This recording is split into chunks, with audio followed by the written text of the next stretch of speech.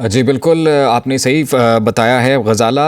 इस सूरत में और इस जंग में बिलख़ुसूस बच्चे बड़े बुज़ुर्ग सभी मुत्तहिद हैं, सभी पुरज़्म हैं और सब अपनी पाक अफ़वाज़ के शाना बशाना खड़े हुए हैं। ये बताइएगा कि हमने देखा कि ये भी दहशतगर्दी का एक वाक़या, फिर आज सुबह इस्लामाबाद में भी एक दहशतगर्दी का वाक़या रूनुमा हुआ। तो ओवरऑल सिक्योरिटी की क्या सूरत हाल है और बिलख़ुसूस जो अफ़गानिस्तान के साथ इस वक्त बॉर्डर की सिचुएशन है, वहाँ से क्या इत्तलात मौसूल हो रही हैं? देखिए, बज़ाहिर इस वक्त तक तो जो इत्तला मौसूल हो रही है पाकिस्तान और अफगानिस्तान के बॉर्डर से, अभी वहां पर सीज़ फायर की सूरत हाल बरकरार है। लेकिन ये याद रखिए कि जब इस्तांबुल मुज़ाकरात भी नाकाम हुए और उसके बाद भी जब भी हमारी न सिर्फ ये कि सिक्योरिटी ज़राए से बातचीत होती थी, बल्कि जो हमारे सियासी रहनुमा हैं उनसे भी बात होती थी, तो पाकिस्तान का वाहिद मौक़िफ़ यही था कि, और शर्त भी यही थी कि सीज़ फायर मशरूत है। उस वक्त तक मशरूत है। शर्त सीज़ फायर की ये है कि जब तक अफगानिस्तान की सरजमीन पाकिस्तान के खिलाफ इस्तेमाल ना हो। 2 दिन दहशतगर्दी की 2 बड़ी वारदातें, और जब इस्तांबुल मुज़ाकरात नाकाम हुए थे, जिसकी यकीनन तमाम तर जिम्मेदारी जो अफगान तालिबान हैं उन्हीं पर ही आयद होती है। तो जब इस्तांबुल मुज़ाकरात नाकाम हुए थे, तो अगर आपको याद हो, उसके बाद जो इनके अफगान तालिबान रजीम के जो तर्जुमान है ज़बीहुल्लाह मुजाहिद, उनकी जानिब से बयान दिया गया था, जिसमें उन्होंने कहा था कि अफगानिस्तान के अंदर कार्रवाई का बदला हम इस्लामाबाद में लेंगे। तो अब आप देखें कि गुज़िश्ता रोज दिल्ली में सिलेंडर धमाके हुए। बिल्कुल। तो हम ये कह सकते हैं कि दिल्ली के सिलेंडर धमाकों का बदला आज इस्लामाबाद में लिया गया है। काबुल इस्तेमाल हुआ है, काबुल के जरिए लिया गया है। अफगानिस्तान इस्तेमाल हुआ है, अफगान सरजमीन का इस्तेमाल हुआ है। कैडेट कॉलेज वाना में जो गुज़िश्ता रोज हमला हुआ, उसमें जो हमारे पास मोबाइल फोन मौजूद हैं, जो कि उन दहशतगर्दों से मिले जिन्हें जहन्नुम वासिल किया गया, तो उनका जब फॉरेंसिक किया गया, तो उसमें ये बाकायदा सबूत मिले कि वो अफगानिस्तान में मौजूद अपने हैंडलर्स के साथ राब्ते में रहे हैं। वो सारी प्लानिंग वहां से करके आए थे और वो अफगानिस्तान में हिदायत ले रहे थे जब तक कि उन्हें जहन्नुम वासिल नहीं किया गया। और यही कंफर्म इतलात हमारे पास उन खारजियों के हवाले से हैं जो कि कैडेट कॉलेज वाना की इमारत के अंदर महसूर थे, या जिन्होंने वहां पर जाके अपनी जान बचाई थोड़ी सी देर के लिए। उनके हवाले से भी ये शवाहिद, ये मुसद्दिका इतलात मौजूद हैं कि वो भी अफगानिस्तान में मौजूद अपने हैंडलर्स के साथ राब्ते में थे। पाकिस्तान बहुत दफा कह चुका है, 12 कह चुका है, काबुल के में मौजूद हुक्मरान अगर चाहें तो वो इन सहूलतकारों को जानते हैं, वो इनकी पनाहगाहों को जानते हैं, वो इनकी तरबियत गाहों को जानते हैं। वो अगर चाहें तो उन पर उनके खिलाफ कार्रवाई कर सकते हैं, लेकिन नहीं कर रहे।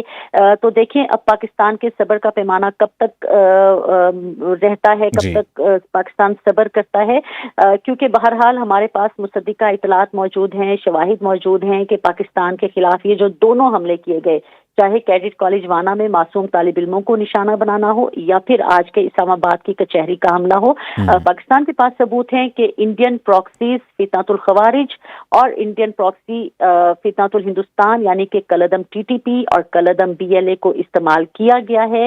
अफगानिस्तान की सरजमीन इस्तेमाल हुई है, और काबुल की इसमें इंडियन प्रॉक्सी की बिना पर एमा शामिल थी।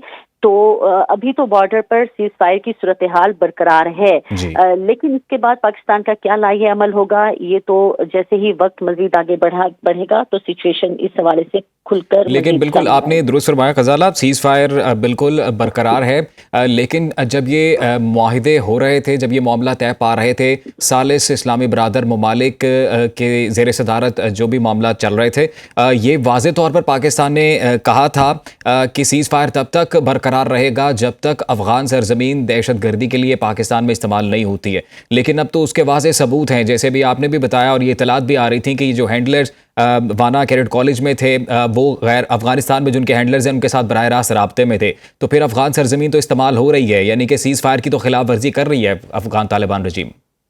बिल्कुल ऐसा ही है, और इसीलिए मैंने कहा कि हमारी जो मशरूत सीज़ फायर था वो अफगानिस्तान की सरजमीन के इस्तेमाल से ही था। और मैं आपको ये भी बताती चलूँ कि आज शाम को ही वज़ीर दिफा ख्वाजा आसिफ ने एक निजी चैनल से गुफ्तगू की। इसमें भी एक सवाल के जवाब में उन्होंने यही कहा कि अब अफगानिस्तान तैयार रहे। अफगानिस्तान ने افغانستان اپنی حرکتوں سے باز نہیں آ رہا, اسے بہت زیادہ سمجھایا گیا ہے. تو یقینی طور پر وہی بات ہے کہ پاکستان کے اب رد عمل کا انتظار کرے کابل بھی اور دہلی بھی.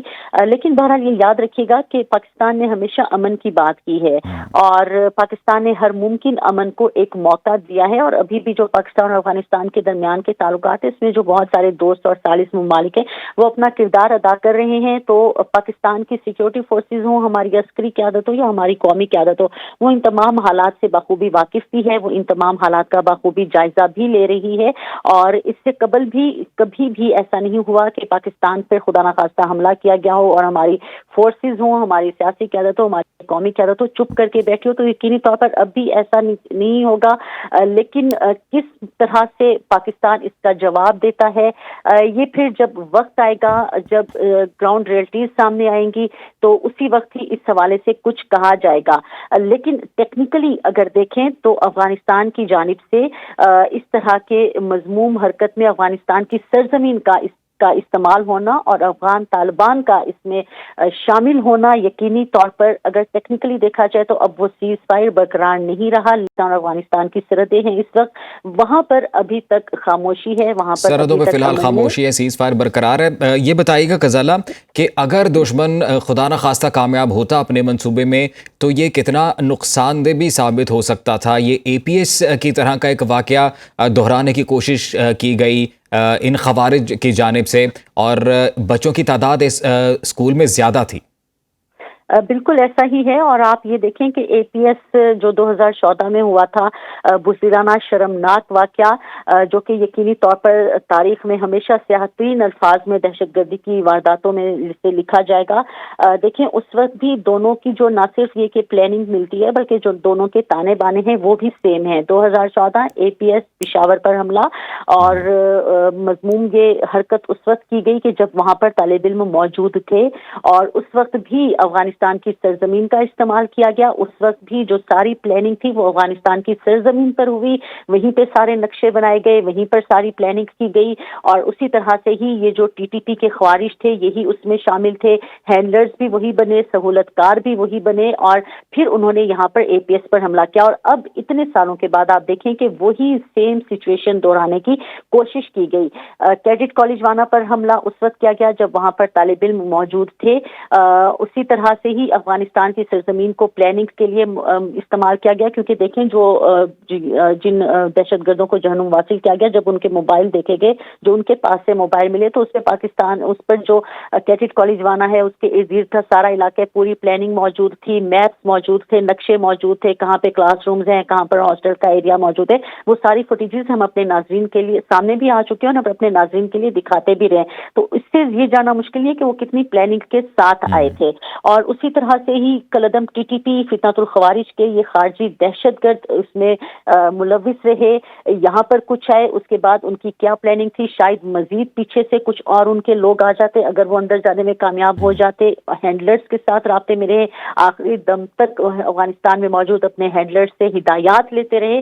تو یقینی طور پر بالکل وہی واقعہ جس کو دہرانے کی کوشش کی گئی, لیکن کیونکہ سیکیورٹی فورسز الحمدللہ چوکس تھیں اور تیار تھیں تو اسے مکمل طور سے ناکام بنایا گیا. اور بالکل افواج پاکستان سیکیورٹی ادارے چوکس ہیں, ملک کی سرحدوں کی حفاظت کرنے کے لیے ہر وقت تیار ہیں, اور ان کی جانب سے یقیناً یہ کامیاب آپریشن کیا گیا ہے, اور جو دشمنوں کے عزائم تھے انہیں خاک میں ملایا گیا ہے. غزالہ یہ کہیے گا کہ بھارت میں بھی جو واقعہ پیش آیا ابھی دلی میں سلنڈر دھماکے سے متعلق, جس کو اگر ہم بھارتی میڈیا دیکھیں تو لگ ایسا رہا ہے کہ وہ ایک فالس فلیگ آپریشن کی تیاری پہلے سے کی جا چکی تھی, ایک سٹیج سیٹ کیا جا چکا تھا.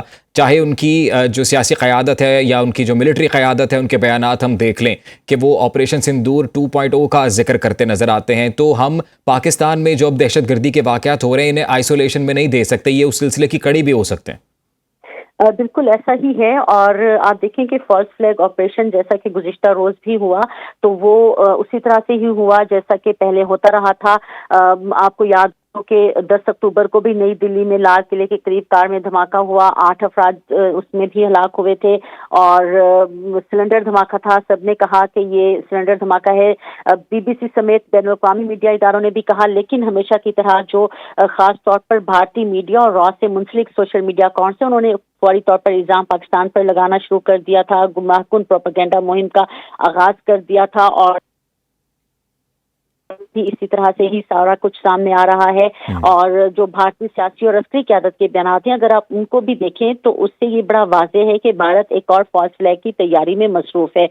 2 अक्टूबर को भारतीय वज़ीर दिफा राजनाथ सिंह का इस हवाले से एक बयान सामने आया था, वो सरक्रीक के हवाले से था, वो भी निहायत जारहाना और गुमराहकुन बयान दिया था। इसी तरह से 2 अक्टूबर के बाद अगर 3 अक्टूबर को देखें तो भारतीय आर्मी चीफ ने पाकिस्तान के खिलाफ धमकी आमेज बयान दिए थे। फिर 3 अक्टूबर को ही भारतीय एयरफोर्स के चीफ ने जहाजों के बारे में एक बेबुनियाद प्रोपेगेंडा किया था। तो ये पूरी एक तारीख है जो कि फॉल्स फ्लैग ऑपरेशंस के हवाले से भारत की बिल्कुल चली आ गजाला, रही हमारे है साथ ही और मौजूद रहिएगा।